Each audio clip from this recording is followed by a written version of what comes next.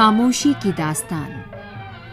भारत के महानतम प्रवासी की वापसी के पहले वर्ष की खामोशी की महागाथा। आकाशवाणी की विशेष शताब्दी श्रृंखला खामोशी की दास्तान प्रस्तुत है आज की कड़ी।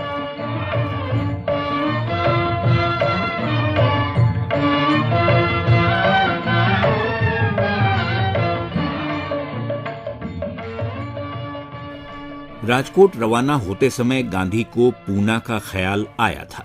बंबई में गोखले का स्वास्थ्य चिंताजनक था और वो कुछ समय उनके साथ रहना चाहते थे, पर ये 19 दिन बाद संभव हुआ। गोखले की सेहत को लेकर गांधी चिंतित थे, लेकिन गोखले अनावश्यक रूप से परेशान नहीं थे। गांधी पूना आ रहे हैं, यही उनमें ऊर्जा भरने के लिए पर्याप्त था। उन्होंने सर्वेंट्स ऑफ इंडिया सोसाइटी के सभी सदस्यों को मुख्यालय बुला लिया। पूना में बड़ा जमावड़ा हो गया।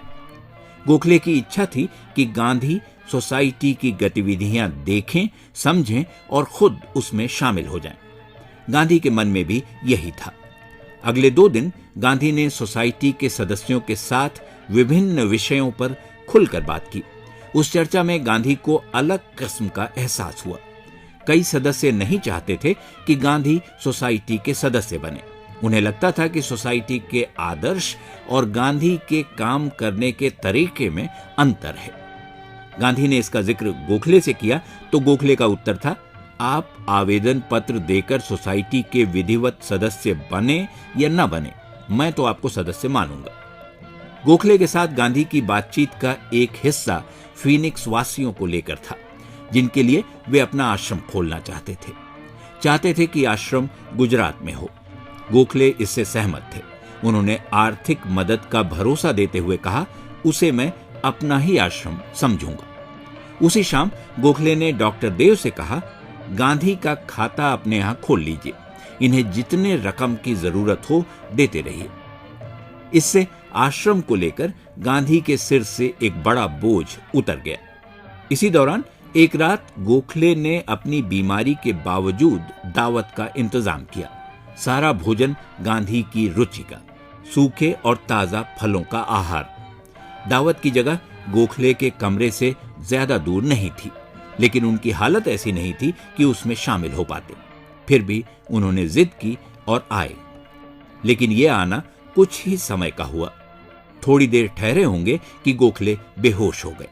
हाल के दिनों में उनकी ऐसी हालत जब तब हो जाया करती थी। वापस कमरे में ले जाया गया, लेकिन उनका संदेश था कि दावत जारी रखनी है, उसमें व्यवधान नहीं आना चाहिए।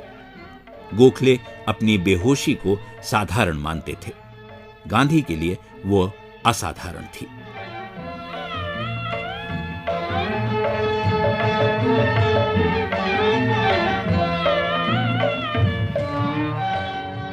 खामोशी की दास्तान भारत के महानतम प्रवासी की वापसी के पहले वर्ष की खामोशी की महागाथा। ये थी आकाशवाणी की इस विशेष शताब्दी श्रृंखला की आज की कड़ी। शोध, आलेख और वाचन स्वर मधुकर उपाध्याय। प्रस्तुति मनोज मायंकर। अगली कड़ी कल इसी समय इसी चैनल पर।